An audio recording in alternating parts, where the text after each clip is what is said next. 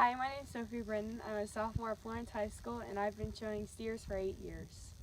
Domesticated livestock is any animal that depends on a human for its necessary things, including water, food, and any other thing that they can't do for themselves. PETA is an organization based on a group of people's beliefs. In my opinion, I don't agree with what they're advertising. They are claiming things such as animals go without veterinary care, which is completely untrue.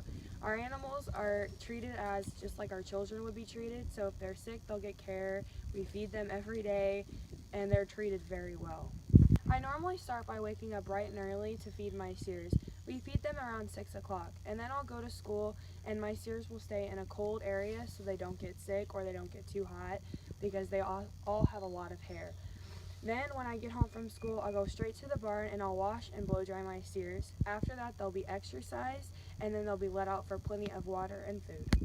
Hi, my name's Mackenzie Lincoln and I'm a sophomore at Florence High School. I've been showing pigs for 7 years. During show season, it lasts from like January to April and it gets really hectic because there's a lot of shows going on at the same time.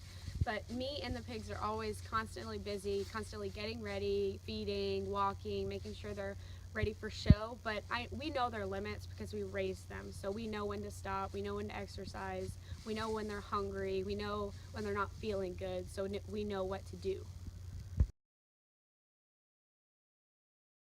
I think this post was definitely written by someone who's never shown before because these animals are treated than most people from third world countries. We have to constantly make sure they're fed, watered, and healthy so we can take them to show.